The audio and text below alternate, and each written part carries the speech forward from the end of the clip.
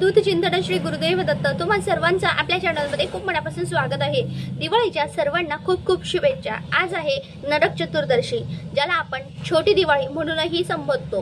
त्याचबरोबर लक्ष्मीपूजन नेमकं कधी करायचं आहे, 20 तारखेला की 21 तारखेला? जरी नरक चतुर्दशी ह्या दिवशी म्हणजे सोमवारी दुपारी 3:45 अमावास्या सुरू होते, पण ही संपते कधी आहे तर ती 21 तारखेला मंगळवारी संध्याकाळी 5:55 असणार आहे। म्हणून आपल्याला उदय तिथी हिंदू धर्मानुसार जी उदय तिथी धरली जाते ती 21 तारखेची असणार आहे। आणि शुभ मुहूर्त काय असणार आहे तर 21 तारखेला 6:10 पासून तर 8:40 असा हा शुभ मुहूर्तामध्ये आपल्याला लक्ष्मीपूजन करायचं आहे। लक्ष्मीपूजन कधी करायचं याच्या संदर्भातला प्रश्न सुटला। दुसरा येतं नरक चतुर्दशी म्हणजे काय असतं। आपण नेहमी म्हणत आलो की घरच्यांना की नरक चतुर्दशीच्या दिवशी म्हणजे या 5 दिवसामध्ये लवकर उठलं गेलं पाहिजे, अभ्यंगस्नान करायचं असतं।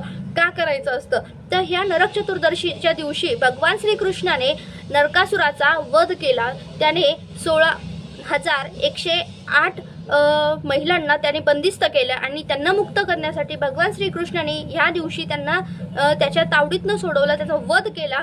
म्हणून ह्या दिवशी नरक चतुर्दशी साजरी केली जाते। साजरी करण्यात म्हणजे जो कोणी उशिरा उठतो ना त्याला नरकामध्ये जावं लागतं असं म्हणतात। हिंदू शास्त्र त्याला खूप मान्यता आहे ना। आपल्याकडून कळत न कळत ज्या चुका होतात, जे निंदा नालस्ती होते, ज्या काही आपल्याकडून जी पापे घडली जातात, काही ना काही कुठे ना कुठे काहीतरी गोष्टी घडतात, त्यासाठी आपल्याला आपल्याकडून भगवान श्रीकृष्णाची ह्या दिवशी सेवा झाली पाहिजे। आता सेवा सगळ्यांच्या मागे दिवाळी आहे, घाई गडबड आहे, मग ह्या दिवशी सेवा काय करायची मी एकच सांगेल। जर नरकासुरा म्हणजे नरकामध्ये जाण्यापासून आपल्याला वाचायचं असेल, आपल्या पापण म्हणजे आपल्याकडून जी कळत नकळत झालेली पाप आहेत त्याच्यापासून आपल्याला सुटका व्हायची असेल तर थोडक्यातच आपल्याला ह्या दिवशी संध्याकाळी विष्णू सहस्रनाम वाचायचंच आहे। तुम्ही युट्यूबला लावून द्या, ह्या दिवशी तुम्ही कानावर पडेल, घरात सगळ्यांच्या कानावर पडेल आणि तुम्हाला ते युट्यूबला लावून द्यायचं आहे। अगदी 15-20 मिनिटांचं आहे किंवा तुम्ही पठण सुद्धा करायचं आहे। ते शब्दाकडे लक्ष द्यायचं आहे। एकीकडे तुम्ही लावून देताल आणि एकीकडे टीव्ही चालू ठेवताल, असं करू नका। ते शांतपणे सगळ्यांनी ऐका, श्रवण करा। 3 सांजेनंतर जरी तुम्ही लावलं तरी चालेल। यानंतर प्रत्येक घरामध्ये अशी एखादी व्यक्ती असते, आजारी असते, रागीट असते, तापट असते, हट्टी असते, पटकन एखाद्या व्यक्तीला नजर लागते, अशा कोणीतरी आपल्या घरात असतात किंवा आपण स्वतः पण असतो। अशा वेळेस आपल्याला नरक चतुर्दशीच्या दिवशी अतिशय महत्त्वाचा एक उपाय करायचा आहे। तुम्ही जेवढे श्रद्धेने भावभक्तीने करताल तेवढं तो महत्त्वाचा असणार आहे।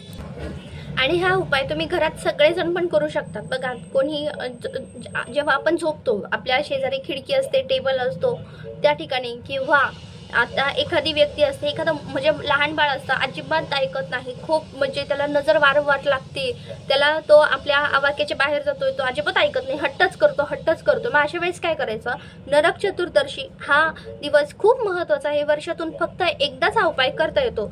मासिक धर्म, सुतक, विटाळ यामध्ये करता येणारच नाही। त्यामध्ये तुम्हाला करायची असेल तर प्रत्येकाचा प्रश्न असतो, हा तुमच्यावर असतं।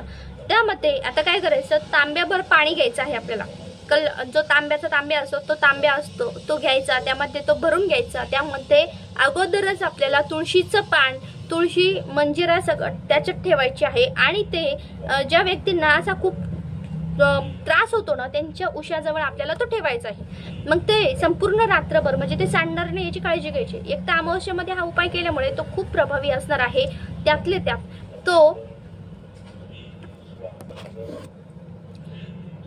तो अमावस्येच्या वेळेस असल्यामुळे नरक चतुर्दशी वर्षातून एकदाच केला जातो, तो अत्यंत प्रभावी असणार आहे। आपल्या मुलामागची इडापिडा जाळण्यासाठी हा उपाय खूप चांगला आहे। संपूर्ण रात्र झाल्यानंतर दुसऱ्या दिवशी आपण ती तुळस काढायची, झाडामध्ये टाकायची आणि ते पाणी झाडाला टाकून द्यायचं। तुळस सोडून इतर कुठल्याही झाडाला ते पाणी टाकून द्यायचं आहे। हा उपाय वर्षातून एकदाच केला जातो। जी काही आपल्या मागे लागलेली, आपल्या मुलांच्या मागे लागलेली, घरातील व्यक्तींच्या मागे लागलेली इडापिडा आहे ना ती 100% कमी होते, कारण की हा उपाय दिवाळीच्या अमावस्येला केला जातो। लक्षात ठेवा, खूप प्रभावी उपाय आहे।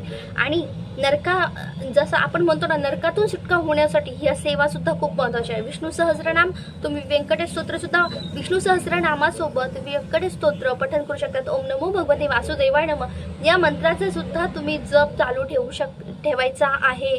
श्री स्वामी समर्थ, श्री स्वामी समर्थ, श्री स्वामी समर्थ महाराज आपले सगळे दुःख दूर करतात।